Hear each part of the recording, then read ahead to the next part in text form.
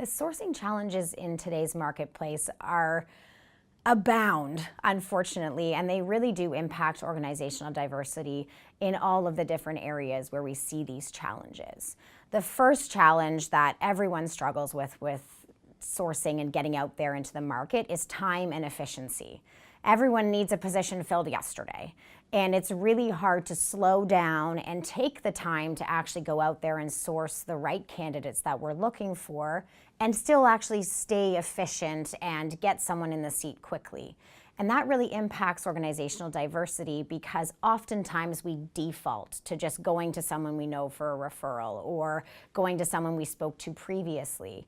And that doesn't allow us to cast a wide net and really draw in high quality candidates from different groups. The second challenge that goes along with that is the competition in the marketplace for talent now. High quality talent is out there, it's hard to find, and when you find it, everyone else found it too.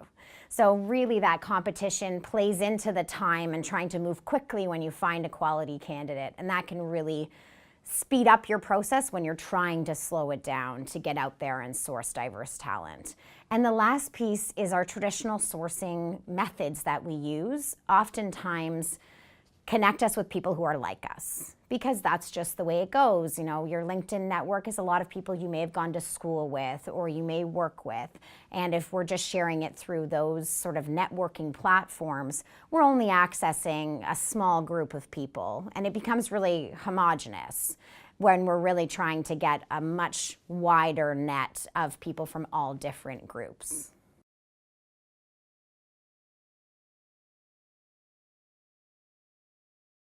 It is so important that we actually be intentional about going out there and casting a wide net that includes diverse groups, because to put it simply, it just won't happen if we aren't intentional. That's just the way it goes. That's the way that networks work. And with referral programs and everything like that, it's just not going to happen unless we go out there and make it happen. And it's so important because the higher quality of candidates that we have at the beginning who are from diverse groups, the simple math says that there's a higher probability that by the end of the process, they'll still be there. So going out there and really casting that wide net helps us filter down to having high quality diverse candidates at the end of the process. And lastly, it's so important to be intentional to break our sort of habits that we have developed now and our cycles of recruiting and how we still go to the same people to find new recruits, and really trying to sort of stop ourselves in our tracks when we fall into those habits that unfortunately are going to, more often than not, find people who are like us. We really want to stop ourselves, remove those habits, and get intentional about going out to different groups that we may not have gone out to in the past.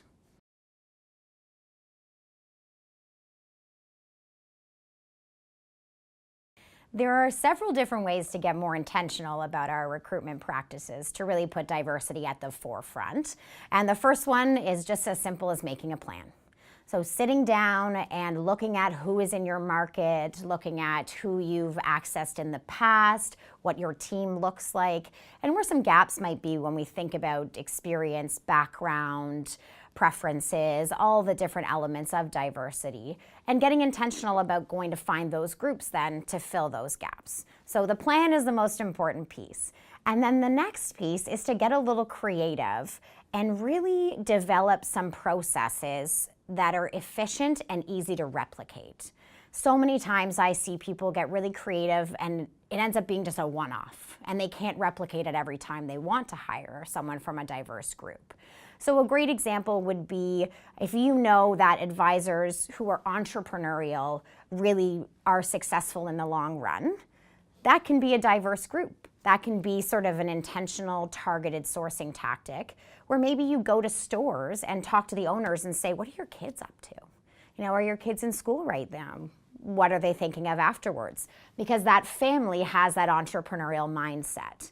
So really getting creative and knowing that it's something that you can replicate on a regular basis when you have openings. Another one is, creating relationships with different groups. If there are groups on campuses, if there are groups in your communities, and creating relationships with them that you say, every time I have an opening, I want to come to you first.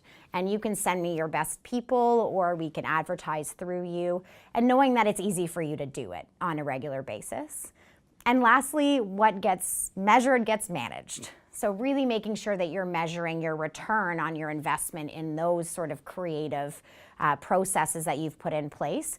And if it's not working, that's okay. Try something new.